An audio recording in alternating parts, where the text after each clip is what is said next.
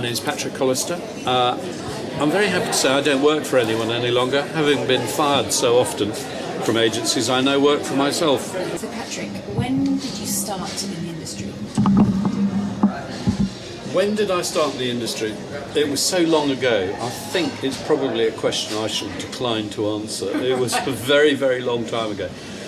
Mind you, colour TV had just been invented, I'll put it that way. Right.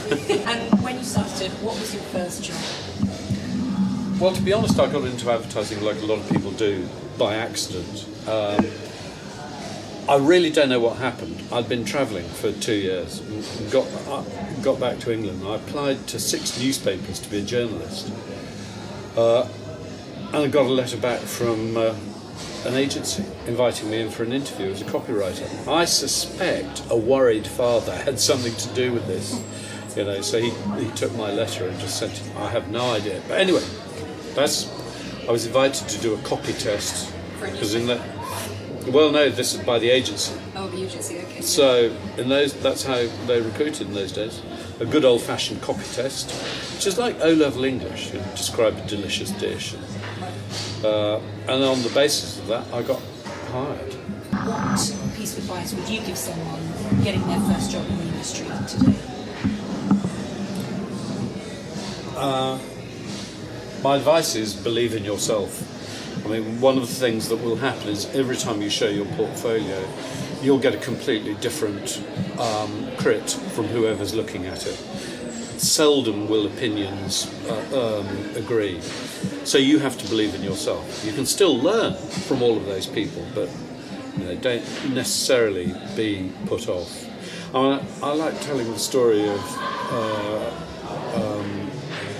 Clay, the painter, in Switzerland, in Geneva, when he was at art school in the 1920s. They kept looking at those wonderful watercolours he did and saying, you must learn to paint oils, you must learn to do this, that and the other. And he listened and he nodded and he kept painting his watercolours. And today, do we remember the name of any other Swiss painters from the 20th century? Oh, no.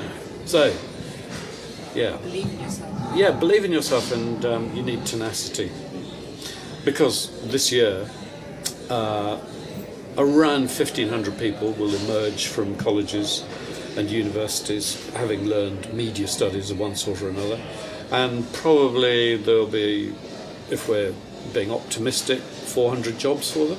So, I mean, it really is very, very competitive. Yeah, so my question, do you think it's easier now or harder to get into the industry? Is it easier to get into the industry now? I would say it's as difficult as it's always been. I mean, the truth is that for a certain kind of person, it's always been a really attractive kind of career, because it doesn't look like work, if you see what I mean. And that's the irony of creative people. They work their nuts off in order to avoid having a proper job, if you see what I mean. I think it's always been quite difficult to get into advertising, to be honest. I think what makes it especially difficult now is that there are so many institutions teaching it. So not only are there all these courses, with those courses there are expectations of jobs at the end of it, and there aren't. What do you look for when promoting someone? So if you're talking about someone's now in the industry, what do you look for if someone wants to be promoted? What characteristics? Well, what do I look for in young creative people? When I used to run an agency, what I looked for was, I suppose at its simplest, humanity. People actually interested in people is the first thing. The most depressing thing for me are people who are interested in advertising. Because, why copy somebody else's ad? What you need to do is to solve a problem. And the way you do that is by communicating with people in a new and fresh kind of way. So you do that by being interested in culture around you, but principally interested in people. And then it's a case of just having ideas. And loads of them. Honestly, so many ideas. The brain is a muscle. And because all you're looking for is one that's going to do the trick. So a lot of creative people give up very early, and those who keep going are the people who end up really successful. Okay. What characteristics does someone need to start their own agency? To start your own agency these days, I think rather than having a number of characteristics, which of course you do have to have, Yes. I could talk about this in a moment, what you need are partners, you need people to work with, because the media landscape is now so complicated and so diverse that actually it's probably impossible for one person to be able to encompass all of that and to be able to do a selling job to clients and all the rest of it. So you need to find the right people to work with. That's the first thing. Gone are the days when David Ogilvy could do it on his own. So that's the first thing. Be very astute in judging your partners as well, by the way. Right. All too often you can discover that the partners you have were only in it for the money when you were in it for fame. Or maybe they're complete dope heads, and as one agency principal I know, managed to spend 80 grand on cocaine in a month out of the... Yeah, absolutely. These are really bad things that happen when you discover your partners are doing that. Would you say the one or two key things you would need to make it through your first year of trading? Well, you need a number of things. The first thing you need is a reputation, because by and large people aren't going to be interested in you unless you've got a reputation for doing this. The next thing, you probably need to hit the tarmac running. In other words, you need to produce a piece of work early on that is really extraordinary and remarkable. And then the third thing is you need to know what you stand for. So, again, in this business, we're really good at telling clients what they should be doing, but we're rubbish at doing it. So we tell our clients that actually brands are about standing for something, having values, so that people know what you're about. You look at Adland in the UK, and actually most agencies stand for the same thing, which is, help, how can we make a living? There are very few brands. So if you can do that, actually, if you can set out your stall, you can tell people what you represent, and you're unashamed about what you represent, then that's the third thing as well. When starting a new agency, do you have to have clients initially to start an agency, or can you start without them? Well, the truth is, it used to be, 10 years ago, I don't know what the numbers are now, but it used to be reckoned that you needed £400,000 to start an agency. So if you've got a client in tow, it doesn't half help, does it? Because then you've got income from day one. So if you do it without a client, then you need to be very, very lean. And actually, some companies do that, but it's not easy.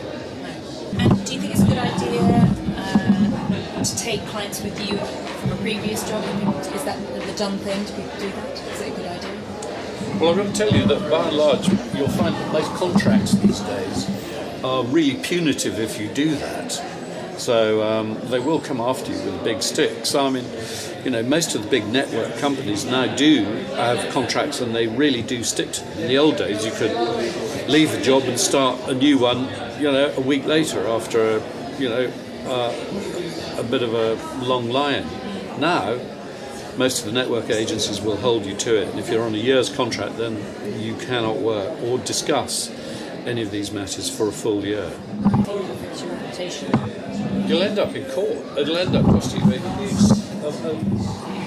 amount of money. So you just wouldn't do it unless you were an idiot. Yeah.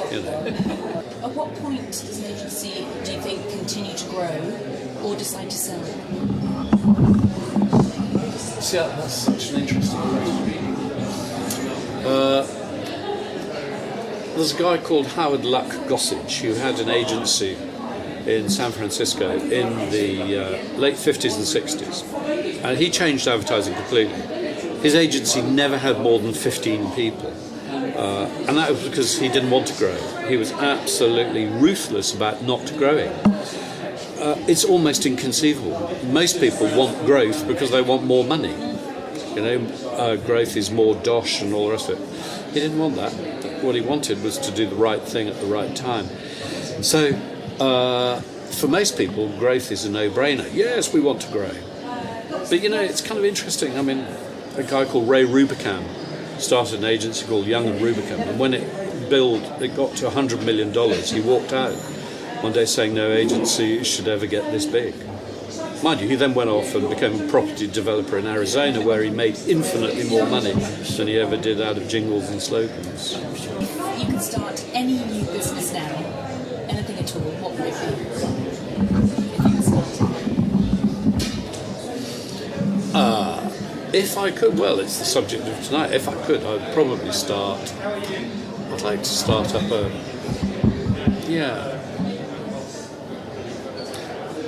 I'd like to start a community. If I could start any kind of business right now, it would be in the business of communications.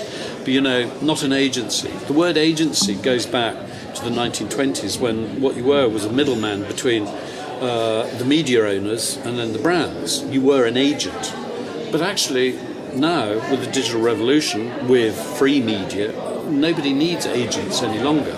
On the other hand, there are a lot of brands and brand owners out there who do urgently need astute and meaningful communication, because without it, they're going to go out of business. Often, the truth is that the number of big brands that are going to die this year. Saab has already gone. Nokia is reckoned to go this year. Sony Pictures is going to go. The number of household names that have just disappeared. I'm not saying it's because they had rubbish communications, but they certainly didn't know what they stood for, and that meant that they weren't really able to communicate coherently either. So I'd do that. I'd start a communications company. Yes. I'd have to find the right partners, though. Right. As I said, yeah. And promote astutely. If there's someone you'd like Source to interview, or a question you'd like us to ask, then put it in the comments below now. If you'd like to meet more of London's creative industry, subscribe to our channel by clicking the subscribe button above. And don't forget to like this video below. Thanks for watching.